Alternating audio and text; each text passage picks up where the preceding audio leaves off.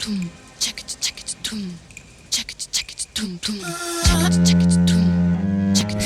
poursuis mon expérience avec la psychose et je voudrais revenir cette fois sur John Nash, dont je vous ai parlé dans la vidéo, non pas la précédente, mais la précédente.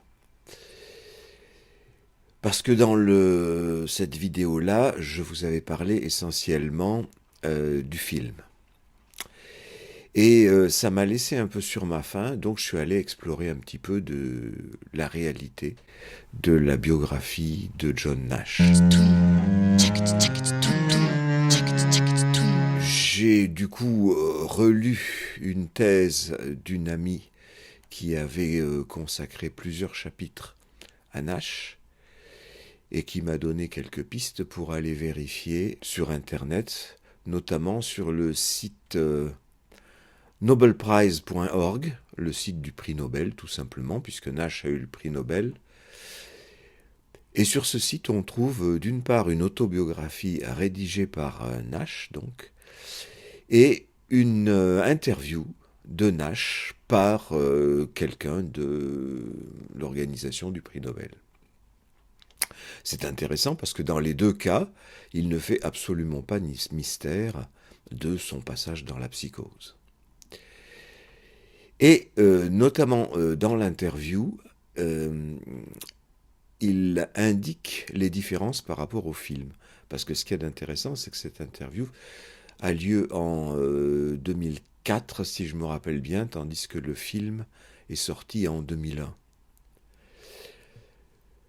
Donc, Nash explique que, d'une part, c'était intéressant pour lui d'avoir autorisé ce film, pour la bonne raison que Hollywood lui a donné pas mal de fric pour ça. Pourquoi pas, c'est honnête de le dire. Et il explique que le réalisateur a décidé de faire voir les personnages qu'il voit en imagination. Et comme je l'avais raconté, on se laisse prendre dans le film parce qu'on croit d'abord à la réalité de ces personnages exactement comme Nash. On est à sa place. Et ensuite, on s'aperçoit seulement que ce sont des hallucinations. Et Nash, là, nous explique que, certes, c'était des hallucinations, mais pour lui, des hallucinations auditives. Il entendait des voix. Il ne voyait personne. Et comme il s'est un peu renseigné, vu qu'il est quand même assez intelligent et que c'est un chercheur, il sait que dans ce qu'on a appelé schizophrénie paranoïde dans ce qui le concerne, la plupart du temps, effectivement, les gens entendent des voix. Et je confirme, de mon expérience en hôpital psychiatrique, la plupart des gens, schizophrénie paranoïde ou pas d'ailleurs, quand ils sont aux prises avec la psychose, généralement ils entendent des voix. Alors parfois ils voient des images aussi, mais c'est vrai que c'est plus rare. Lui, Nash, donc, n'entendait que des voix. Et ce sont sur ce qu'il a dit de ces voix que le réalisateur du film s'est basé pour construire des personnages que nous, on voit. C'est certes plus cinématographique. Et Nash dit qu'il le comprend bien et que ça ne le dérange pas, et que effectivement, si ça fait mieux comprendre au public ce qu'est la folie, eh ben pourquoi pas. Vous savez ma position qui est contre les étiquettes, hein. Mais là, je fais une petite parenthèse, non pour mettre des étiquettes, mais pour comprendre des mécanismes. Ce qu'on appelle traditionnellement schizophrénie, c'est une complète déstructuration de la personnalité, où j'ai entendu des gens comme ça qui n'arrivent jamais à boucler une signification.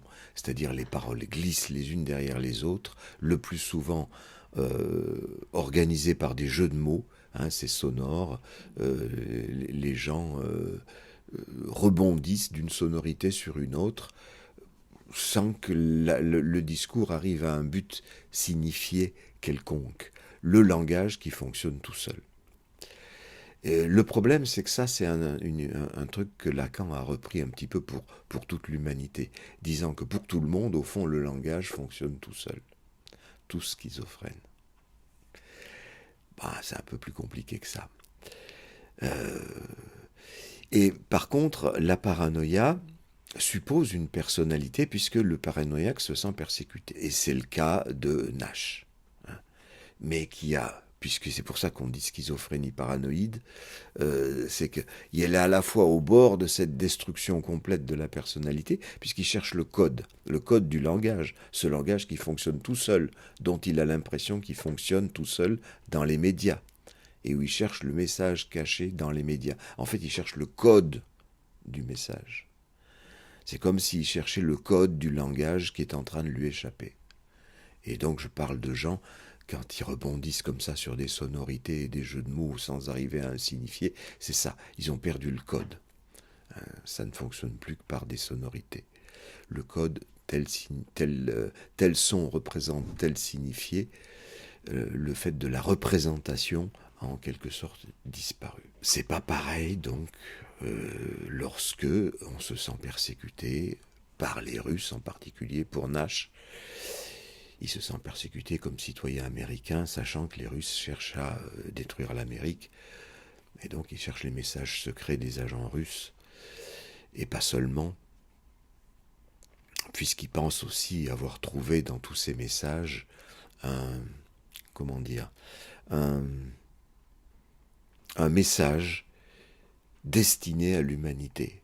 Quelque chose comme Dieu qui enverrait un message codé à travers les journaux, toutes les choses qu'il étudie, et dont il essaie de faire part à l'humanité. Et ce que ne dit pas le film. Et le film ne dit pas non plus qu'il a écrit des centaines de lettres aux dirigeants de la planète, au président des États-Unis, au président français, au Premier ministre anglais, etc., au Premier ministre chinois, à Mao Tse-tung à l'époque, etc., en disant qu'il a un message formidable à faire passer à l'humanité, et qui passe par eux en leur demandant de transmettre ces lettres, évidemment terminées au fin fond des archives. Mais là, ça indique justement qu'il reprend à son compte cette espèce de message de Dieu, un petit peu comme le président Schreiber, qui lui arrive à une certaine déstructuration aussi, c'est-à-dire qu'il pense que l'humanité est morte et que lui-même est mort, et que Dieu va former une humanité nouvelle en le prenant lui pour femme, et il va être enceint de tous les nouveaux autres humains. Vous voyez qu'il y a une communauté de structures là, où on entend une déstructuration complète, mort de l'humanité chez Schreiber, et destruction des messages dans la recherche de code chez Nash, et ensuite tentative de reconstruction Nash n'hésite pas à dire dans son interview comme dans sa biographie qu'il se prenait pour vraiment le messager de Dieu à un moment, et c'est pour ça qu'il écrivait à tous les dirigeants de la planète. Des comme ça, il y en a plein, hein. Mais avec des modalités diverses en fonction justement de leur vie. Et moi, ce qui m'intéresse, ce sont ces modalités diverses, et toujours pareil, d'écouter chaque sujet dans sa singularité. Lui mettre cette étiquette de schizophrène, ou de paranoïaque, ou de schizophrénie paranoïde qui est entre les deux, ce que je vous décris un peu, je ne le prends que comme des mécanismes psychiques, sous le terme générique de psychose, qu'on peut bien appeler comme ça, mais je ne mets pas l'étiquette sur les gens, parce que dans la notion d'étiquette, il y a l'idée qu'on ne s'en sortira jamais. Et c'est l'idée que véhiculent les psychiatres. Et l'immense majorité des psychanalystes. Je l'ai entendu de ma contrôleuse une fois qui me disait « on ne change pas de structure ». Le jour où je lui ai dit qu'un des 10 autistes dont je m'occupais s'était mis à parler. Pour elle, c'était impossible, parce que quand on est autiste, on le reste. Voilà. Bon, C'est la conception de pas mal de gens. C'est pas la mienne. Et on l'a vu avec Nash, qui s'en est sorti en trouvant sa solution. Il le redit dans son interview, ce qui n'est pas dit exactement comme ça dans le film. Il dit très précisément: un jour, le jour où je me suis aperçu que mes voix étaient des illusions, il emploie le mot delusion en anglais, j'ai cessé de les écouter. Et il dit, la conséquence, c'est que quand on cesse d'écouter des voix, elles se taisent. Et c'est comme ça qu'il s'en est sorti. Et il s'en est sorti, dans ce qu'il dit, beaucoup mieux que ce que dit le film. Parce que le film nous montre qu'il est toujours avec ces personnages imaginaires que l'on voit et qu'il ignore. Quelque part, c'est respecter l'idée de Nash, mais lui dit qu'il s'en est débarrassé complètement. Les voix se sont tues. Et, cerise sur le gâteau, dans le film, le personnage joué par Russell Crowe dit je prends aujourd'hui, à la fin du film, il dit ça, je prends encore aujourd'hui les médications les plus avancées. Or, Nash nous dit, ça fait 25 ans que je ne prends plus un seul médicament. Et il ajoute, oui, dans un film grand public, on ne pouvait pas dire que quelqu'un pouvait s'en sortir sans médicaments. Alors, il ne le dit pas, mais je le pense, c'est que les lobbies pharmaceutiques ont dû faire un énorme forcing sur les scénaristes de façon à ce que cette phrase soit prononcée par John Nash dans le film. Dans sa biographie, donc il s'en défend totalement. C'est quand même intéressant de voir des trucs comme ça. Et ça se rapproche des rares fois où j'ai pu expérimenter que des gens pouvaient s'en sortir sans médicaments, parce que pour l'immense majorité des psychiatres, des psychanalystes et de la population, il n'y a que le médicament qui soigne. Et je rappelle cette mésaventure qui m'est arrivée quand je travaillais dans la Creuse, dans un hôpital psychiatrique à Saint-Vaury, et où, puisque mon action, soutenue cette fois, pour une fois, par le médecin, lui permettait de diminuer les médicaments, voire de les supprimer pour la plupart des gens, qui étaient parmi les pires, les plus graves que j'ai jamais rencontrés dans toute ma carrière, et les plus graves de l'hôpital, eh bien, les infirmiers sont allés déposer plainte à la DAS pour dire on ne donne plus des médicaments, donc il y a non-assistance à personne en danger. D'où enquête de la DAS, d'où le fait que je sois parti peu après, parce que c'était plus possible de bosser avec cette équipe. Le médecin d'ailleurs qui me soutenait est parti aussi, lui, quelques 6 mois avant moi, voyant qu'il ne pouvait pas effectivement transgresser comme ça les canons de la psychiatrie, malgré les résultats évidents, parce que du coup, le monde entier se retournait contre lui et donc contre moi. Voilà, ça c'est important, question médicaments. Alors, il y a d'autres choses qui sont intéressantes dans cette biographie et cette interview de Nash. C'est là on revient à une question fondamentale sur le fonctionnement de la psychose, c'est-à-dire celle qui est théorisée par Lacan sous le nom de forclusion du nom du père. Il a notamment développé cette théorie dans l'analyse du président Schreber et l'analyse que Freud a faite du président Schreber. Vous savez que Schreber, c'est aussi quelqu'un qui a écrit son autobiographie. Mais là, c'est un livre assez épais que j'ai lu et qui est très intéressant d'ailleurs, parce qu'on voit les mécanismes à l'œuvre. C'est très intéressant de voir comment ça fonctionne. Et donc, l'idée de Lacan, à partir de là, c'est que son délire s'est déclenché à partir du moment où il a été nommé président du tribunal de Dresde. Ce qui est une façon d'être appelé en fonction de père, dit Lacan. Bon, c'est une métaphore là, parce que il ne s'agit pas d'être père d'enfant, Il s'agit d'être le père de tous les magistrats. Et que ça serait cette fonction, en tant qu'elle est symbolique, et en tant que Schreber ne l'aurait pas symbolisée, qu'il sombre dans le réel, dit Lacan, c'est-à-dire la psychose selon lui. Ce qui est fort clos du symbolique revient dans le réel, c'est la formule de Lacan.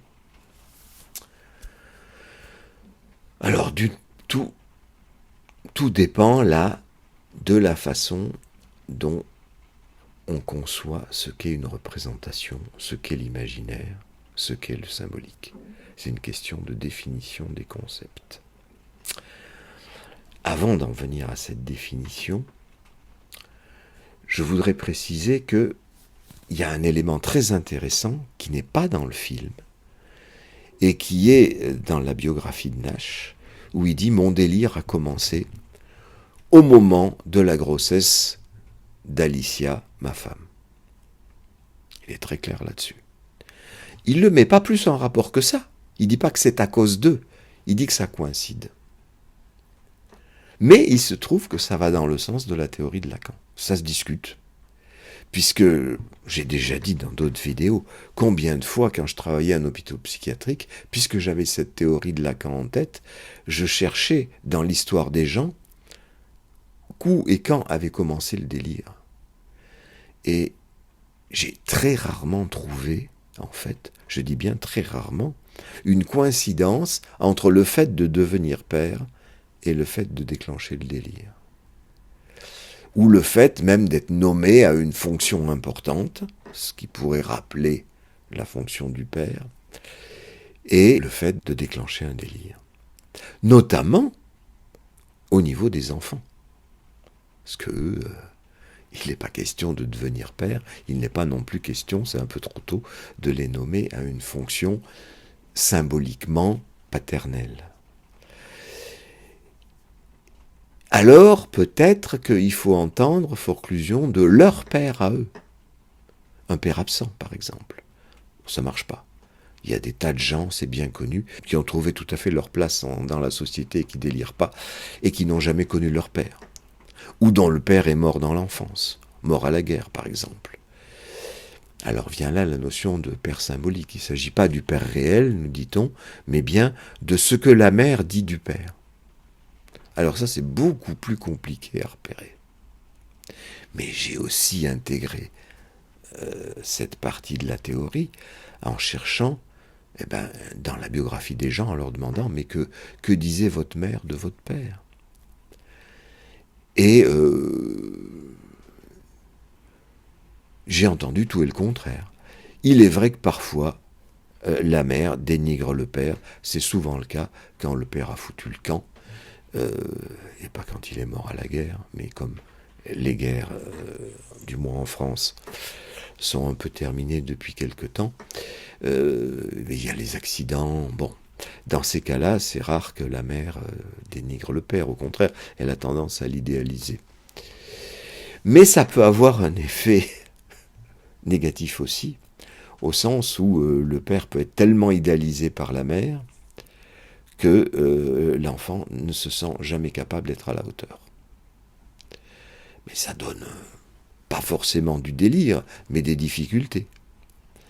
Il y a toute une gamme de difficultés selon la singularité des histoires, dont certaines peuvent arriver au délire, mais est-ce que c'est du fait d'un dénigrement systématique que la mère peut faire du père? J'ai vu des couples tout à fait unis venir me parler de leur enfant.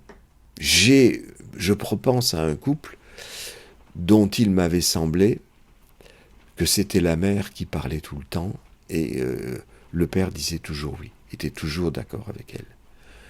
Ce qui était une façon de récupérer la théorie de la forclusion du nom du père. On a un couple d'apparence unie, oui, mais parce que c'est la mère qui prend toute la place. Ça se discute aussi, c'est ce que j'ai dit à l'époque, parce que j'avais cette théorie de la forclusion du nom du père en tête. Et pourtant, j'avais reçu quelquefois le père seul, qui était venu me parler de son fils. Et ça m'est arrivé aussi à plusieurs reprises. des enfants très fous, mais où le père semblait quand même présent, c'est-à-dire symboliquement aussi, pas seulement réellement. Je repense à un autre cas, c'est celui de la petite fille qui a marché avec moi alors qu'elle ne marchait pas depuis 9 ans, depuis qu'elle était née, qu'il ne marchait pas, elle ne parlait pas, et elle a marché à la 2e séance avec moi.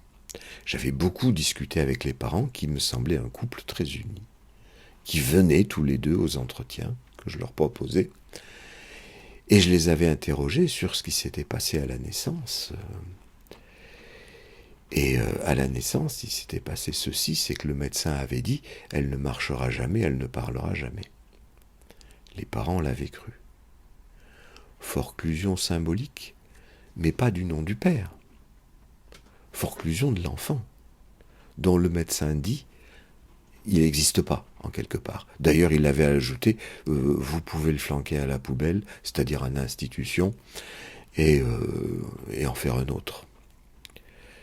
C'est ce que m'ont dit les parents. Et ils avaient refusé de la mettre en institution. Elle était seulement en hôpital de jour, ce qui fait qu'elle rentrait chez elle tous les soirs et tous les week-ends. Et c'est là où je l'avais connue. Donc c'est différent. C'est pas forclusion du nom du père, là. Mais j'avais poussé un peu mes investigations et j'avais demandé qu'est-ce qui s'était passé pendant la grossesse ou avant la grossesse. Et là, la mère m'avait raconté que, avant cette grossesse-là, elle avait eu une autre grossesse. Et quand elle était à 8 mois environ, elle était allée à l'hôpital parce qu'elle avait perdu les os. Et là, on lui avait dit « Ah ben, votre enfant est mort ». Ah, et évidemment, énorme désillusion de la mère, une immense tristesse comme on peut se l'imaginer. Et on lui avait dit, revenez dans 8 jours, on vous l'enlève. Et là, elle n'avait absolument pas compris. Elle avait été complètement atterrée par cette décision.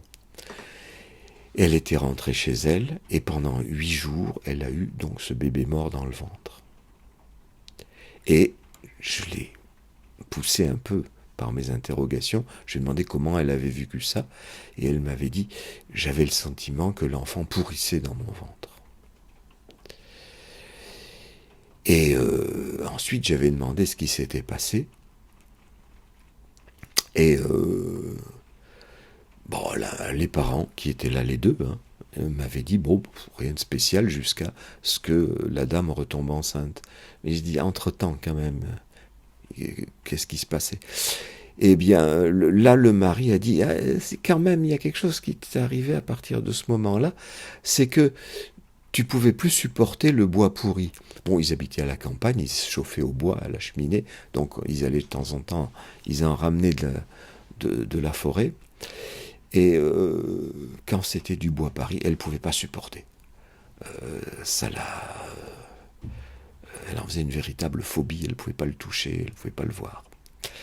Et également, disait le monsieur, quand tu te couchais, tu me reparlais de cette histoire de pourrissement dans le ventre. Il n'en avait pas rajouté plus. Moi, je m'étais dit, tiens, au moment où il se couche, elle avait peut-être plus trop envie de faire l'amour, compte tenu de ce que ça donne. Petite parenthèse, il m'est revenu après coup un élément que j'avais oublié, c'est que ce que ça lui faisait quand elle touchait du bois pourri, c'était qu'elle faisait un urticaire géant. C'était son mot. Et le mari l'avait interrompu à ce moment-là en disant que oui, et quelquefois c'était quand tu te couchais que tu avais l'urticaire géant. Voilà, ce qui était quand même pas rien. Mais néanmoins, elle était retombée enceinte, et je m'étais demandé, là, j'ai pas trop poussé mes investigations, j'étais prudent. Mais je m'étais dit dans ma tête quand même, est-ce que elle n'était pas effectivement déjà une enfant pourrie dans le ventre ? Non pas par volonté de la mère, non pas par... on accuse beaucoup les psychanalystes d'accuser les mères, mais c'est pas de ça du tout dont il s'agit. Vous voyez que c'est un enchaînement de circonstances terribles qui amène à les parents, pas seulement la mère d'ailleurs, à cette représentation d'un enfant comme pourri. Ce que reprend le médecin en disant « vous pouvez le jeter à la poubelle ». Peut-être qu'il y a eu des problèmes aussi, puisqu'il y avait eu des problèmes dans la grossesse précédente, il pouvait y avoir eu des problèmes pendant la grossesse qui fait que l'enfant était né, selon le médecin, non viable.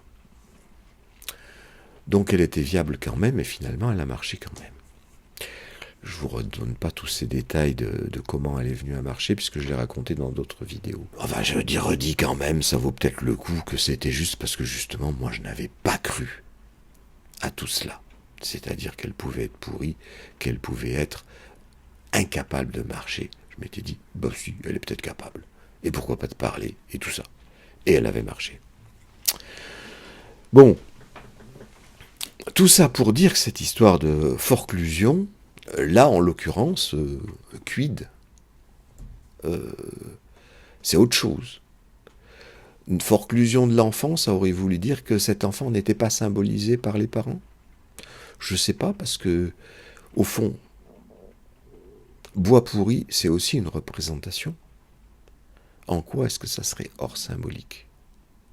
En quoi ça empêcherait la petite fille de marcher? C'est-à-dire d'avoir un corps.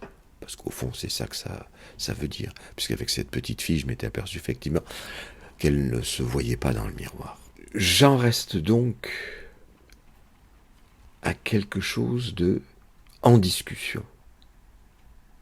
Là où j'avais la certitude issue de la lecture de Lacan, j'en reste à une discussion. C'est intéressant de prendre quelques libertés par rapport à une théorie, puisque ça permet d'amener cette discussion et d'approfondir les recherches.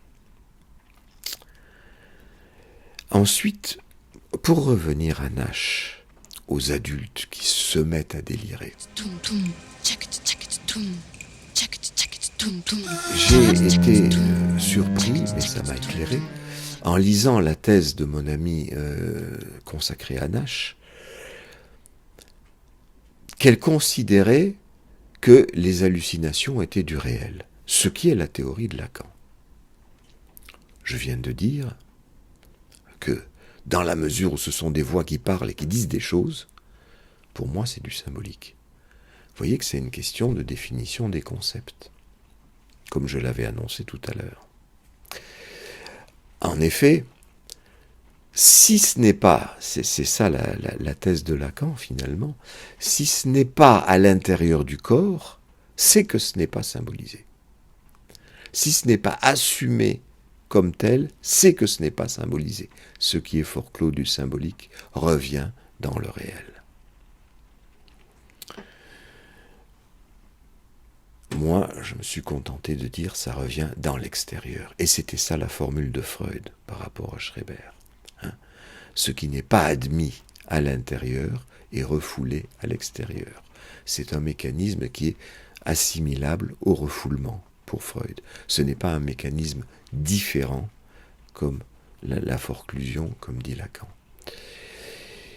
Et je pense plutôt ça, la différence, parce qu'il y en a quand même une, c'est que moi je refoule à l'intérieur et des gens refoulent à l'extérieur. Je pense que c'est une question de degré, de violence du refoulement. C'est tellement insupportable que je ne peux même pas garder la représentation à l'intérieur, je mets une représentation à l'extérieur. Mais pour moi, ça reste une représentation. Puisque c'est le plus souvent des voix, ça cause, et c'est des images, quelquefois, c'est-à-dire quelque chose qui a un contour, qui peut être décrit par les personnes. Alors, j'avais déjà dit que j'ai entendu aussi des gens me dire qu'il y a des voix qui ne disent rien, c'est-à-dire qui crient, qui chuchotent, qui font des borborigmes, et là, je suis d'accord, c'est du réel, puisque j'ai entendu ça dans mes rêves aussi, au même titre de réel. Et il y a des formes qui sont impossibles à décrire des formes fantomatiques qui ont été popularisées après dans l'idée de fantôme, hein,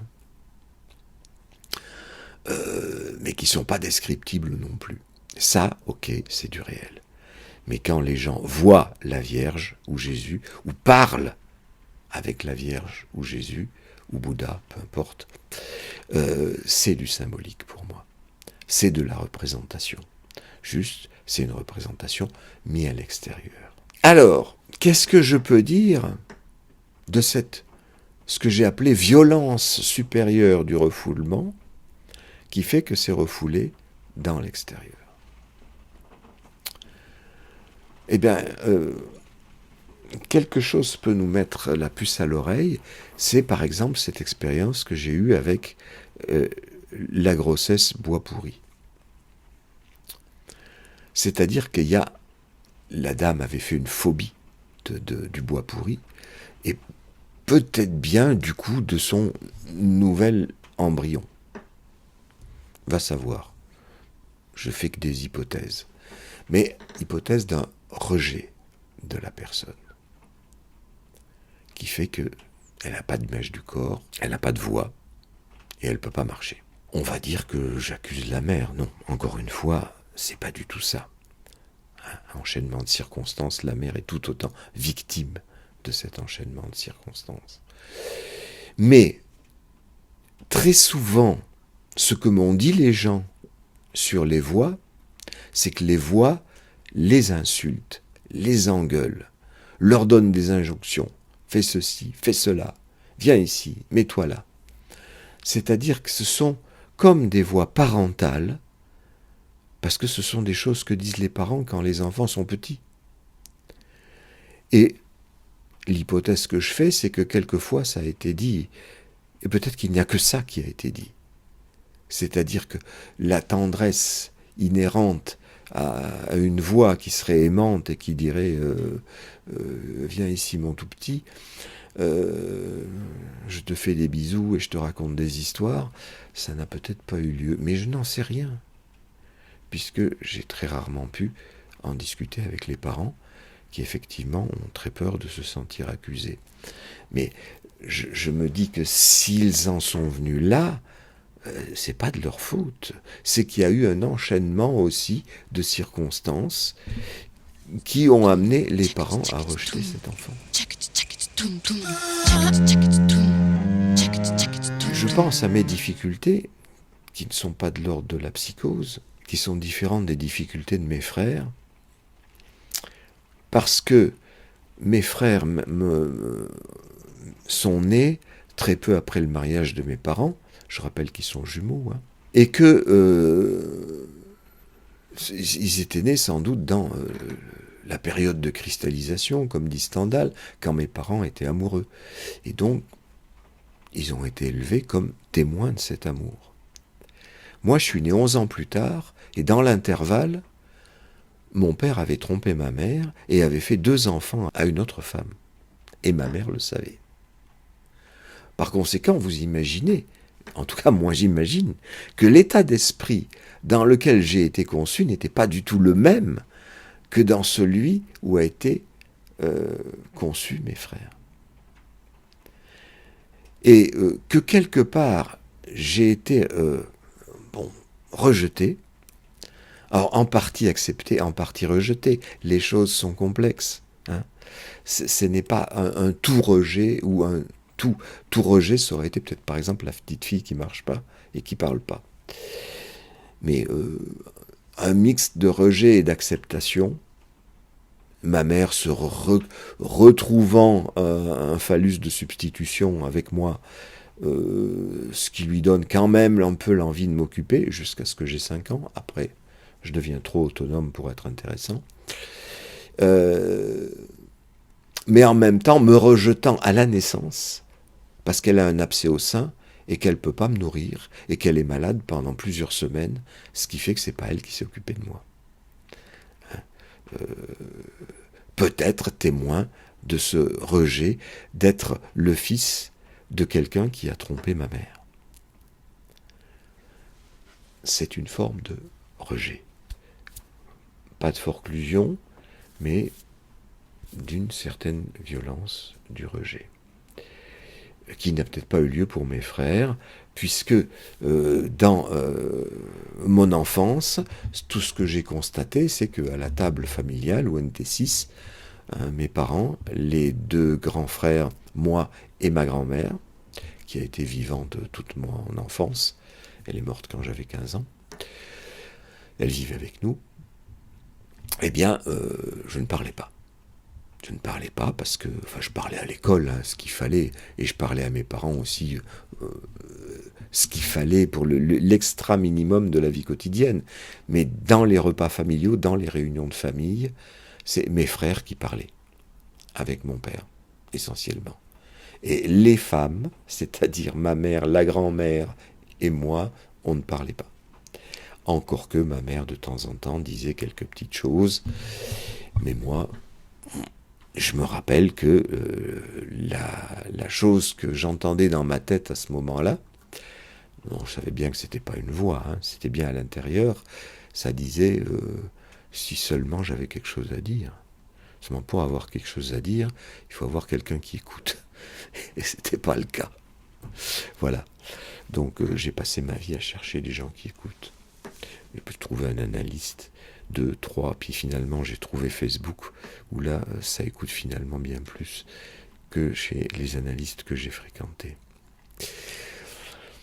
Bon voilà, c'est pour donner un exemple d'un gradient de rejet qui ne m'a pas amené à la psychose, encore que j'ai eu une hallucination quand j'étais ado, j'en ai déjà parlé, c'est cette hallucination des noirs et des blancs. Et cette hallucination des noirs et des blancs était un effet tout à fait symbolique, et non pas du réel, puisque je l'ai interprété finalement comme étant la vision du sexe de ma mère. Et moi, c'était pas des voix, c'était une image sans contour, du noir et du blanc, successivement. C'était ma façon de voir le sexe de ma mère, refoulé, voilé. Il n'y avait pas de contour, il n'y avait pas de signification. Je ne savais pas à l'époque qu'il s'agissait du sexe de ma mère. Mais qui me laisse supposer qu'on a dû prendre des bains ensemble, ou qu'elle se baladait nue devant moi, qu'est-ce que j'en sais. Très souvent, les parents font ça, quand ils ont des enfants, dont ils pensent qu'ils ne comprennent pas et que ça ne les choque pas.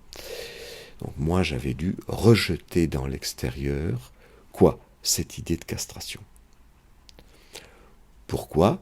Parce que c'est l'absence de phallus, qui pour moi devait être inexplicable,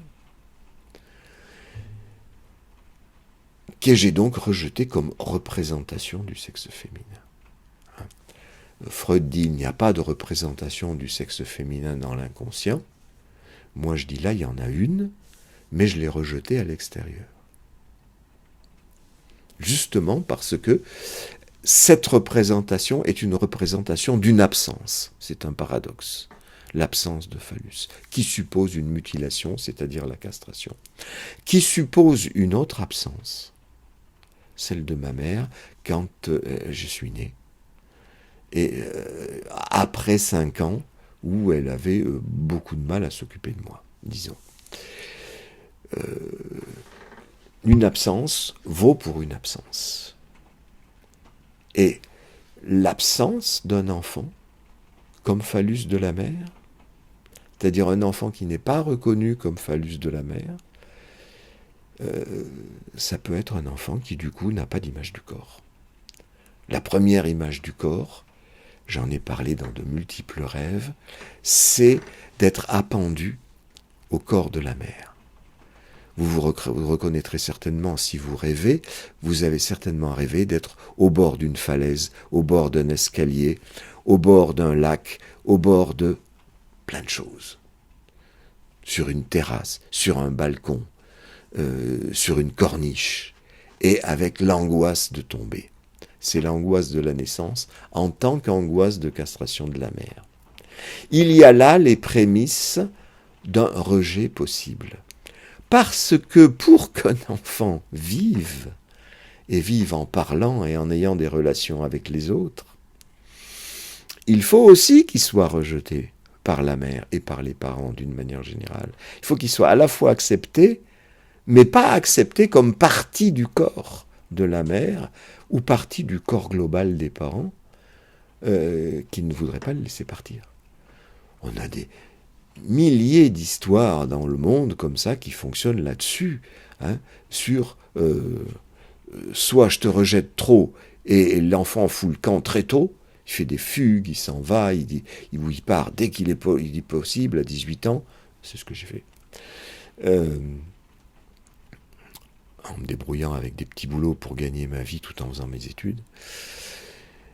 Et puis il y en a d'autres qui restent là jusqu'à 30 ans, 50 ans, jusqu'à ce que les parents meurent. Et quand les parents meurent, ils sont incapables de vivre tout seuls et ils sont obligés d'être pris en charge par une institution, souvent l'institution psychiatrique. Il y a tout ce, comment dirais-je, ce mixage entre l'acceptation et le rejet. Et le rejet, c'est le premier, c'est le terme employé par Freud. Verwerfung. Werfen, c'est jeter. Verwerfung, c'est rejeter. Et il a sorti le terme à propos de l'homme loup. J'en ai déjà discuté dans une vidéo précédente.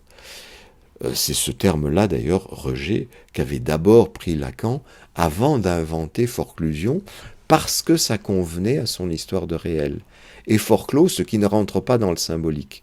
Et Forclos, au tribunal, ce qui n'est pas accepté par le tribunal. Il n'y a pas de jugement. Alors que, entre rejeter et accepter, il y a toutes les modalités possibles d'un jugement. Et rejeter complètement, oui, peut-être que ça peut arriver, mais, à mon avis, pas dans le cas d'un délire. Peut-être dans le cas de la petite fille qui ne marchait pas, qui ne parlait pas. Bois pourri, j'avais dit, c'est une représentation quand même. Mais elle-même n'était pas arrivée à accéder au symbolique, puisqu'elle ne parlait pas. Encore qu'on ne sait pas, peut-être qu'elle parlait dans sa tête, et qu'elle n'osait pas parler. Va savoir, hein, on ne sait pas. Puisque pour le marcher, elle n'avait pas peut-être osé marcher jusqu'à me rencontrer, et elle a marché le jour où j'ai cessé d'être dans cette croyance que tous les autres mettaient autour d'elle, c'est-à-dire qu'elle était incapable de marcher. J'ai fait un refus de la symbolisation dans laquelle elle était. Et c'est encore une autre formule.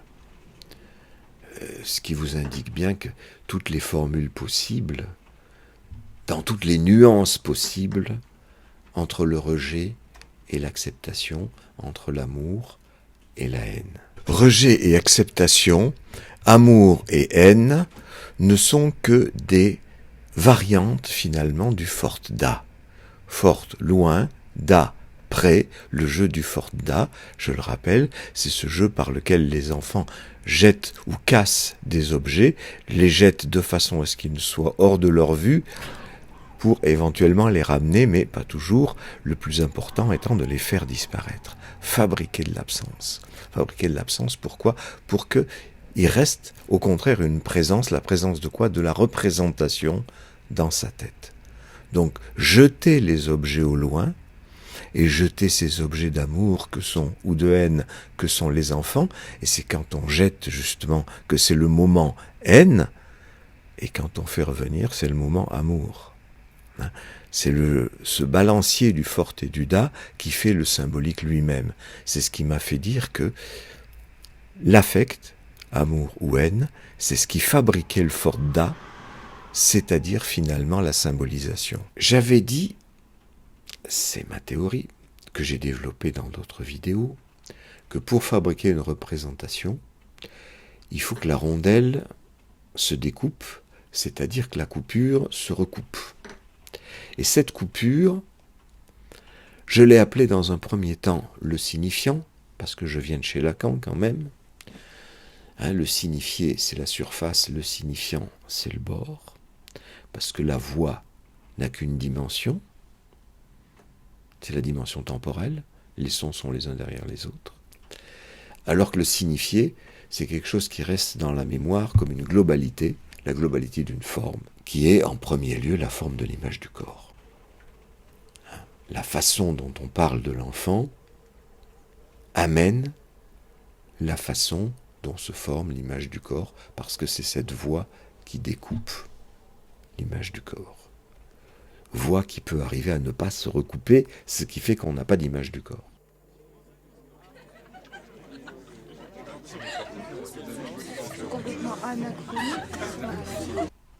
Ou des difficultés avec l'image du corps.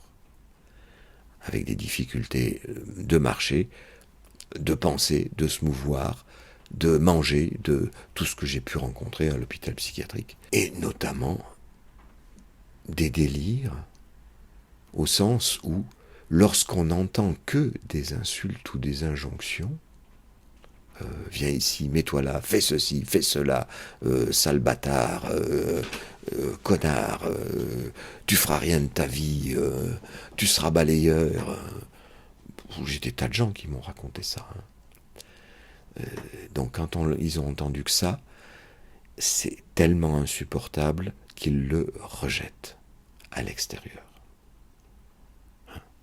Moi, ce que j'ai rejeté, c'est cette absence du phallus de ma mère, mais en tant que métaphore de ma propre absence comme phallus d'elle, à la naissance, ici il y a absence de considération pour l'enfant, qui est conçu comme une merde.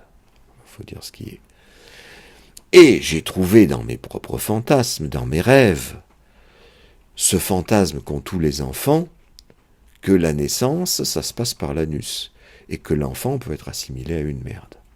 Et la proximité fait qu'il y a une équivalence merde, enfant, phallus. Tout ça peut tomber. Aussi bien la merde que l'enfant, que le phallus. L'enfant assimilé au phallus, l'enfant assimilé à une merde. Assimilé au phallus, il y a quelque chose d'exaltant, au sens où c'est derrière, il y a le plaisir et il y a l'engendrement. Une merde, il n'y a rien. Il y a la chasse d'eau, au mieux.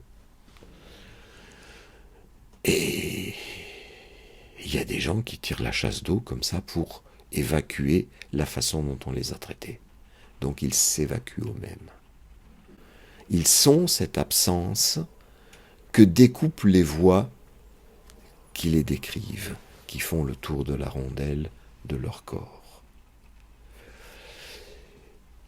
Et souvent, les hallucinations, le processus de la psychose, commence par ce que les psychiatres appellent le commentaire des actes. Dans la personne dont je vous ai parlé, dont je vous ai lu le témoignage dans la vidéo précédente, elle raconte que son problème a commencé comme ça. C'est-à-dire le commentaire des actes. Ou alors c'était une autre personne avec laquelle je confonds. Peu importe, mais ça arrive, et je l'ai entendu plusieurs fois. C'est-à-dire, la personne dit, me raconte, eh bien voilà, c'est arrivé un jour, je sortais de l'amphi à la fac, et j'ai entendu une voix qui disait « Elle sort de l'amphi ». Pas compris.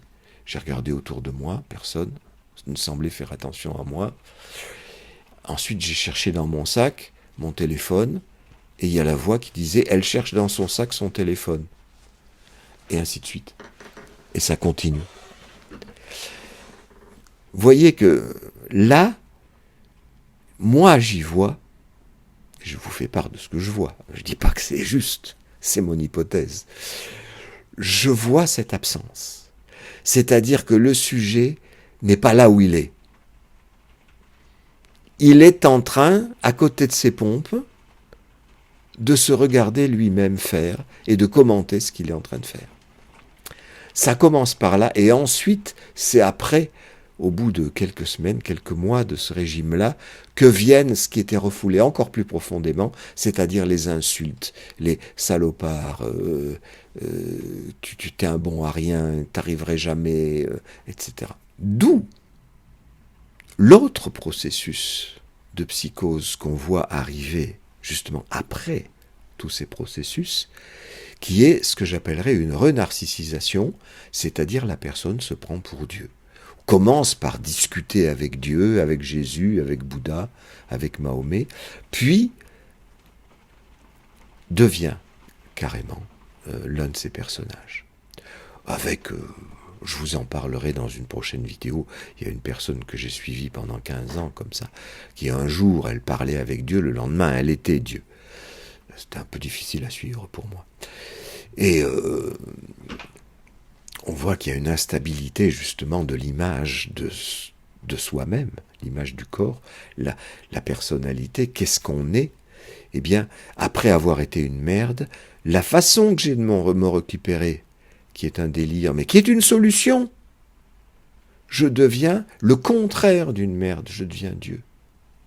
Ou un prophète, ou quelqu'un de super intéressant. J'ai rencontré quelques délires au tir d'un super-héros. C'est une autre façon de se récupérer quand on a été dénigré à fond la caisse. Et c'est ce qui m'est arrivé, je l'ai raconté aussi dans une vidéo précédente, à travers mes rêves, ou à travers des plaisanteries que je fais, de me prendre pour Louis XIV ou pour Napoléon. D'ailleurs, mon père s'appelait Léon, c'est une façon de me récupérer dans une identification à lui, mais je sais très bien que c'est une plaisanterie, je sais très bien que je suis ni mon père, ni Napoléon, ni Louis XIV, et surtout pas Jésus ou Bouddha. Mais, sous forme de plaisanterie, c'est quand même une forme de renarcissisation pour me récupérer de l'absence qui avait été la mienne à travers l'absence de ma mère à ma naissance. Et son absence après, quand j'étais enfant et que j'attendais qu'elle vienne jouer avec moi et qu'elle venait jamais, qu'elle me raconte l'histoire le soir, elle en racontait jamais, ma grand-mère non plus. Voilà, j'attendais quelqu'un et il n'y avait pas. Bon, ce qui est une façon d'être pris pour une merde, et je me suis renarcissisé à ma façon. Moi, c'est une façon pas très grave. Mais ça fait partie de ces nuances, de ce continuum. J'insiste pour dire que c'est une continuum où chaque cas est particulier, d'où ça renforce mon idée qu'il ne sert à rien de traiter quelqu'un de schizophrène, schizoparanoïde, maniaco-dépressif, paranoïaque, tout ce que vous voudrez, borderline, parce que c'est un continuum. Un continuum que je retrouve chez moi aussi sous une forme atténuée, pas trop grave, encore une fois, peut-être à mi-chemin entre acceptation et rejet. Entre dedans et dehors. Je tourne autour de ce concept dont j'ai fait une topologie dedans-dehors, avec cet effet de la rondelle sur lequel je peux revenir à présent. J'avais dit que j'avais fait dans un premier temps du bord le signifiant. Je continue, mais en ajoutant que le trou autour, c'est l'affect. L'affect qui est amour ou haine. C'est ça qui permet de découper une rondelle, ou de ne pas la découper, c'est-à-dire que ça ne va pas, même pas jusqu'au bout. C'est-à-dire quand ça ne découpe pas du tout, ça donne un truc infini, il n'y a jamais de signifié, et donc ça peut arriver à quelqu'un qui ne parle jamais, ou qui n'arrive jamais à boucler une signification, comme je disais au début de cette vidéo, de ces gens nommés schizophrènes qui ne font que rebondir d'une sonorité à une autre sans jamais arriver à vous dire quelque chose. Donc cet affect affecte le signifiant, c'est-à-dire la parole, qui affecte le signifié, c'est-à-dire l'image du corps, et finalement l'image que je me fais de moi-même et de ma personnalité. C'est fondamental. Cet affect, donc entre rejet, acceptation, amour et haine. Parce qu'au fond, il n'y a que deux affects. La colère, l'indifférence. L'indifférence peut être une forme de la haine. La colère, une forme de révolte contre les mauvais traitements dus à la haine. Donc, ce trou de l'affect, c'est le symbolique. C'est pour ça que je dis que c'est jamais forclos du symbolique.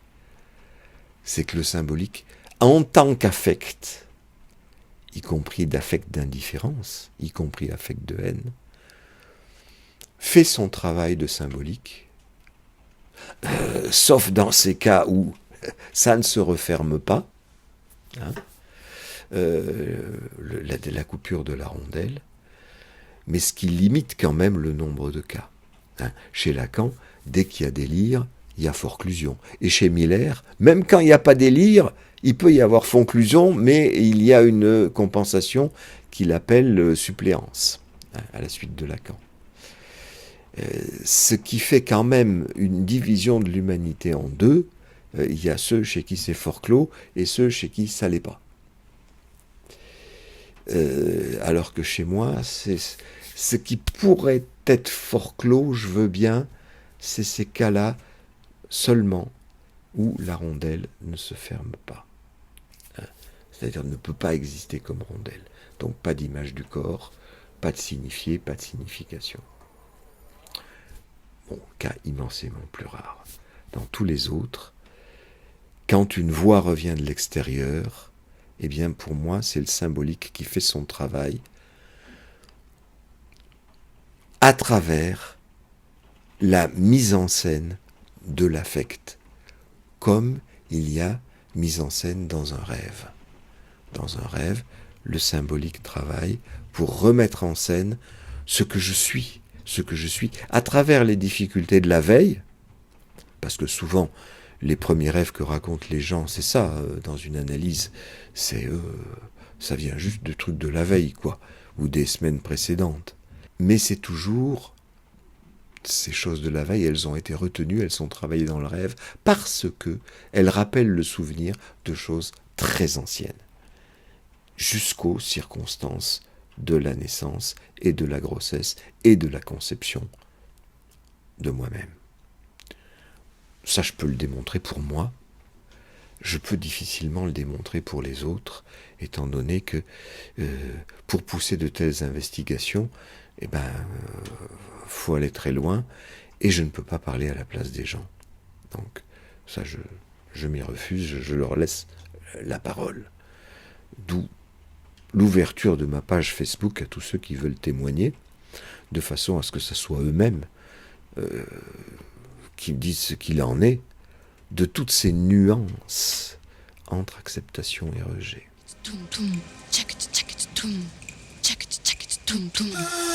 C'est la raison pour laquelle, là où j'élabore le mieux mes hypothèses théoriques, c'est dans l'analyse des rêves, des miens, évidemment. C'est à partir de ces analyses que je peux faire des hypothèses pertinentes pour interroger les autres qui viennent me voir, qu'ils aient des hallucinations ou pas, ou pour interroger des parents, quand les parents ont des enfants qui vont pas bien, ce pas bien allant jusqu'à des enfants qui ne parlent pas et qui ne marchent pas. Je vais donc terminer par un rêve, parce qu'il n'y a rien de plus parlant qu'un rêve. Alors voilà le récit du rêve d'abord. C'est encore une fois, le rêve que j'ai fait il y a 2 nuits. Je suis dans un aéroport, comme très souvent dans mes rêves. Si je ne suis pas dans un aéroport, je suis dans une gare. Et dans cet aéroport, je suis en train de réarranger mes affaires entre mes 2 valises. Il faut dire que j'étais arrivé à cet aéroport avec ma mère, parce qu'on devait prendre l'avion avec ma mère. Là, j'ai laissé ma mère aller toute seule vers l'avion, parce qu'il fallait que je réarrange mes valises. Quelle idée à la con, mais c'est comme ça. Et je vois les aiguilles de ma montre tourner, avec affolement, parce que je sais que l'avion va décoller à 4 heures, et les aiguilles tournent, ça se rapproche de 4 heures, et je suis toujours en train de réarranger des trucs que je ne vois pas d'ailleurs, je ne sais pas ce que c'est. Je sais à peine que j'ai 2 valises. Il y en a une que je visualise bien, qui ressemble à peu près à la valise que j'ai dans tous mes voyages, celle que tout le monde a avec ses roulettes et sa poignée. Et à un moment, je vois qu'il est 4h moins 10, et je dis, c'est râpé, c'est pas possible. Je devrais être dans l'avion. En général, quand l'avion décolle à 4 heures, tout le monde est dans l'avion à 4h moins 10. C'est pas possible autrement. Et donc là, je fais une dernière tentative. Je dis à mon assistant, parce que tout d'un coup j'ai un assistant, je lui dis de téléphoner à un taxi qui vienne me prendre et qui va m'amener directement à l'avion. Hein, sans passer par les couloirs de l'aéroport, etc. Je ne sais pas comment je me débrouille avec mes valises à ce moment-là, mais je repars vers chez moi et je dis bien à mon assistant de dire au taxi qu'il vienne me prendre à ma chambre. Quelle drôle d'idée. C'est juste que j'ai dans ma tête qu'il va plus me trouver à ma chambre que dans les couloirs de l'aéroport. C'est peut-être pas tout à fait faux. Enfin, c'est mon idée.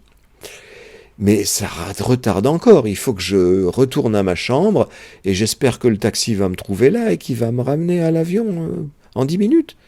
Mais je le tente. Et donc je me retrouve dans le couloir d'un bâtiment. Là, j'ai le sentiment d'être à l'hôpital de Lorquin, ce qui est mon premier poste en tant que psychologue en Lorraine. Et dans ce long couloir, la première chose qui attire mon regard sur ma gauche, c'est une espèce de renfoncement, comme une espèce de cagibi, mais où on voit seulement des moellons bruts. Tout le décor a été enlevé, mais je sais que quelqu'un a habité là, autrefois. D'ailleurs, ce quelqu'un a laissé un mot, je vois le mot, je ne sais plus ce que dit le mot, mais c'est quelque chose de l'ordre de « je vais revenir, vous en faites pas ». Et en effet, il y a 2 ouvriers qui travaillent dans ce petit cagibi pour le remettre en état. Parce que tout a été enlevé, ils vont remettre des choses. Un peu plus loin, dans ce couloir très long, tout le reste du couloir sur ma gauche est une immense vitre. Et à travers, je vois un appartement, meublé à l'ancienne, genre entre Louis XVI et Rococo, je sais pas. C'est très beau, quoi. Et il n'y a personne. Et je cherche ma chambre, et je suis angoissé parce que je ne la retrouve pas. Ce qui fait encore défiler le temps. Je vois plein de portes ouvertes, à ma droite cette fois, en face. En face, il y a au moins 2 portes. Et par cette porte ouverte sort une dame très maquillée, qui me semble reconnaître comme étant une ancienne collègue. J'ai dit bonjour de loin, comme ça. Mais en même temps, je ne sais pas du tout qui c'est. Et voilà, angoisse terrible qui me réveille parce que je sens que cette fois c'est foutu. D'ailleurs, juste avant de me réveiller, je pense encore qu'il va falloir que je rachète un billet d'avion. Ah, j'ai oublié de dire que c'était l'avion pour la Chine. Je vais en Chine faire mes conférences. Et comme je suis attendu pour faire mes conférences, c'est pas possible, je peux pas me défiler, je prendrai l'avion suivant, quitte à payer un nouveau billet. Voilà, c'est cette angoisse-là donc qui me réveille. Interprétation. Qu'est-ce que je fous avec ma mère pour aller en Chine? Ça fait 20 ans qu'elle est morte. Alors que je suis encore attendu en Chine en octobre prochain pour faire des conférences. Eh bien, vous y retrouvez toute l'histoire que je vous ai racontée tout à l'heure là-dedans. C'est-à-dire l'absence de ma mère. Et ici, je reprends cette absence à mon compte, je m'absente. Je l'envoie à ma place, et moi, je réarrange des affaires. Quelles affaires? Puisque je ne peux pas les décrire, c'est du réel. Et qu'est-ce que c'est que ces affaires de réel que je réarrange dans mes valises, que je trimballe? C'est-à-dire je réarrange ce que je trimballe dans ma tête de réel. C'est-à-dire peut-être des choses que j'ai retenties quand elle était absente et qu'elle ne pouvait pas s'occuper de moi quand je suis né, ou plus tard, où elle ne s'est pas plus occupée de moi et où elle n'a jamais voulu m'écouter. J'en ai assez raconté là-dessus. Hein. Et là, c'est une façon de maîtriser la chose, comme si j'étais le jouet des événements, mais en fait c'est moi qui ai choisi de réarranger mes affaires. Alors réarranger ce paquet de mémoires qui sont des signes de perception, pour renvoyer au chapitre 7 de la Traumdeutung, les signes de perception, les traces que laissent les organes des sens avant qu'ils soient symbolisés, donc du réel. Eh bien, je sens qu'il y a quelque chose à réarranger là, dans mon origine, à symboliser donc. Et ce qui me permet de le symboliser, qu'est-ce que le symbolique? C'est la présence-absence. Présence-absence du phallus, qui est la première chose dont on s'aperçoit à propos de l'image du corps. puisqu'il faut avoir une image du corps, comme phallus de la mère, et ensuite avec ou sans phallus. C'est la problématique essentielle. On n'est pas sans sexe. Et même si on peut se vouloir sans sexualité, je sais que ça arrive à des gens, mais c'est un refoulement, c'est pas autre chose. Et donc cette absence que j'ai absentifiée dans mon hallucination quand j'étais enfant et ado, cette absence de phallus devient l'absence de ma mère. Donc mon absence dans l'avion. Elle part dans la vie seule, sans moi, en quelque sorte. Après, dès qu'elle m'a mis au monde, elle fout le camp. Ça, c'est la première interprétation au niveau de ma naissance. La seconde, c'est au niveau de l'Oedipe. Aller en avion avec ma mère, c'est s'envoyer en l'air avec elle. C'est interdit. Quelque part, je le sais, et je trouve un prétexte pour ne pas y aller. C'est une façon de faire, encore une fois, le deal entre accepter et rejeter. Parce que là aussi, il y a du désir entre mère et enfant, entre père et enfant. Et du désir nommément sexuel. Puisque vouloir un phallus de substitution pour une femme, c'est un désir sexuel. C'est pas parce qu'après on baise pas avec l'enfant, on se l'interdit. On se l'interdit, ça n'empêche pas le désir. Et on refoule à la fois le désir et son interdit, parce que si on savait que c'était interdit, ça serait un indice pour savoir qu'il y a du désir. Donc on refoule le tout, globalement. Et donc ça devient chez moi, j'ai trouvé un truc, mes affaires sont à réarranger, justement, c'est les affaires de ma naissance. Et acceptation, rejet, j'accepte le rejet. C'est-à-dire, j'accepte de retourner dans ma chambre, c'est-à-dire chez moi, mais qui peut être entendu aussi comme l'utérus maternel. C'est là qu'il faut retourner pour repartir d'un bon pied, racheter un nouveau billet d'avion et aller faire mes conférences en Chine. Et je me suis demandé d'ailleurs pourquoi en ce moment je payais des cours de chinois et pourquoi je trouvais l'énergie d'apprendre le chinois maintenant, énergie que je n'avais pas trouvée pendant 15 ans, parce que ça fait 15 ans que je vais en Chine. Et ou 15 ans où j'essaie d'apprendre le chinois où j'y arrive pas. Là, il me semble que j'y arrive un peu mieux. Ça ne veut pas dire que j'y arriverai, hein, mais j'y mets beaucoup plus d'efforts. Pourquoi ? Je me suis dit, c'est tout simple, parce que les Chinois attendent que je leur parle. Ils m'écoutent. Ils font ce que ma mère, ni mon père, ni mes frères n'ont jamais fait. Ni les écoles de psychanalyse. Si, elles m'ont écouté pendant un temps, tant que je disais ce qui était cohérent avec la théorie de Lacan. Mais à partir du moment où je la remettais un peu en question, c'était plus possible. Donc ils refaisaient le coup de ma famille. Les Chinois, eux, me demandent. Comme les Brésiliens aussi à une époque. Maintenant, c'est plus trop le cas. Donc je trouve l'occasion de réapprendre à parler. Parce que c'est comme ça qu'on apprend à parler. C'est comme ça que les enfants apprennent à parler. Parce qu'ils ont envie de répondre à la voix qui les appelle, qui leur dit des choses.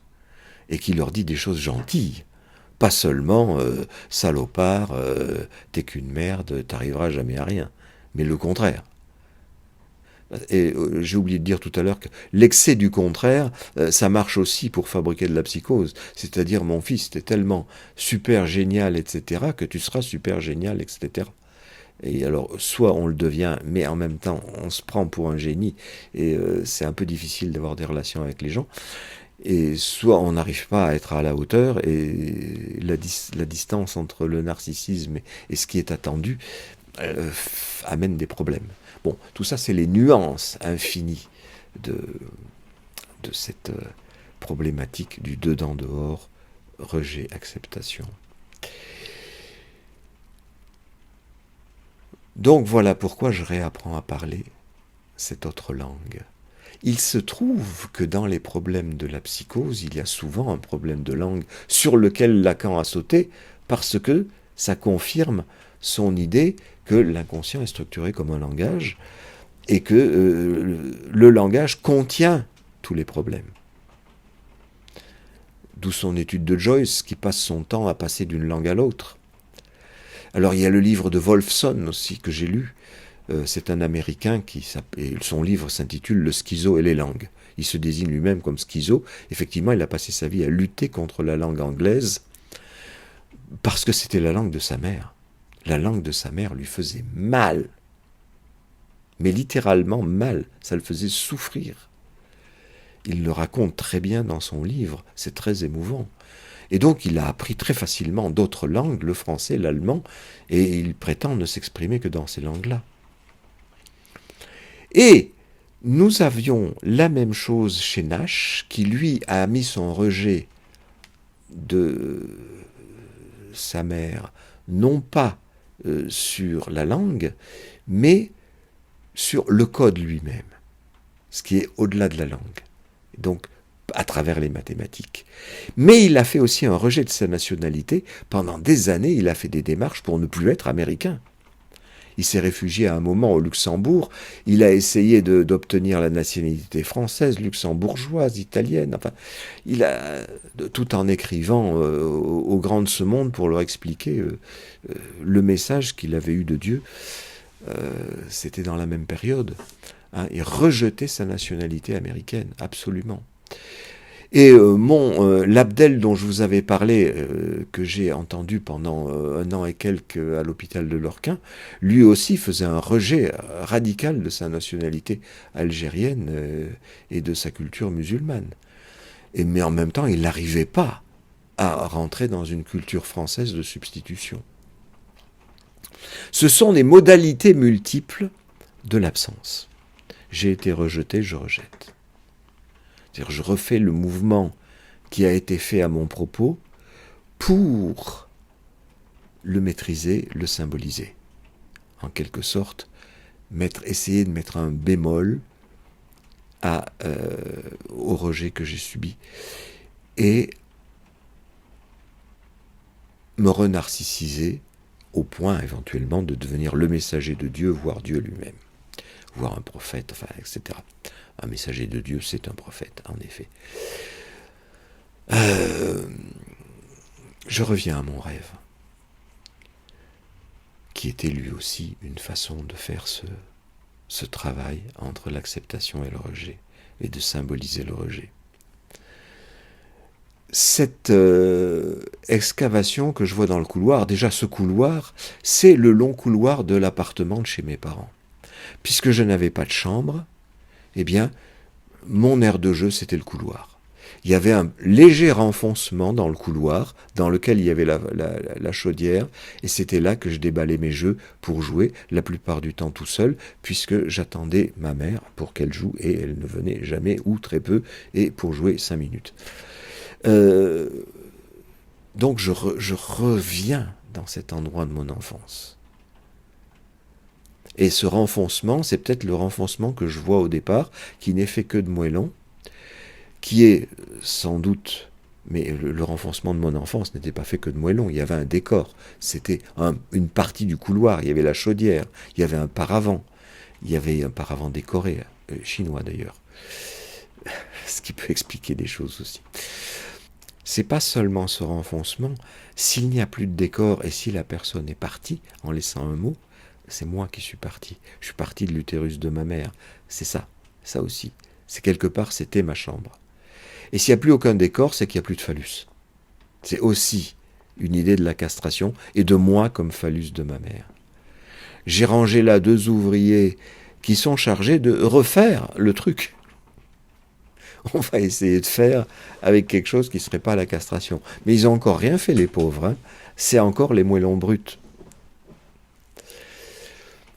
Bref, après, cette immense vitre à travers laquelle j'ai dit je voyais un appartement rococo et entre Louis XVI et rococo, ma première idée, ça a été que le dimanche précédent, j'avais visité le Petit Trianon, et donc on a là, vous savez qu'il y a des cordons qui empêchent de passer, mais on voit la chambre de la reine, la salle de billard de la reine, etc., etc. Et on est comme à travers une vitrine, quoi. C'est un peu ça. Mais en fait, c'est la chambre de mes parents, qui était un peu meublée comme ça à l'ancienne, vu que mes parents avaient hérité des meubles des parents de mon père. Donc ça datait du 19e siècle. Des meubles rococo comme c'était à la mode fin 19e siècle, quoi. Donc c'est ça que je vois. Pourquoi? C'est sur toute la longueur du couloir, à travers une vitre, parce que quand je jouais dans ce couloir, en fait, j'avais toujours un œil sur la chambre de ma mère, qui était au bout du couloir, en espérant qu'elle sorte. C'est comme si je la voyais à travers une vitre, tellement je devais faire attention à voir l'intérieur, le dedans de cette chambre, alors que j'en étais dehors.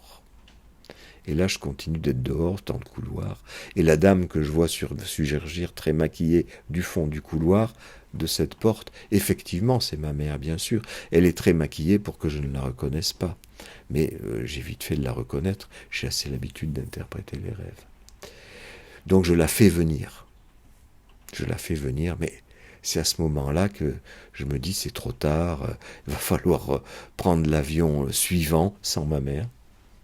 Repayer un billet, tout ça me coûte très cher, c'est vrai. Ça m'a coûté en symptômes, ça me coûte en isolement, mais c'est comme ça, je vis quand même. Hein. Voilà, je vis quand même et je découvre toutes ces choses que je trouve absolument passionnantes et qui maintiennent ma recherche en vie et me maintiennent en vie. Et aident pas mal les gens qui viennent parler chez moi. Tum tum,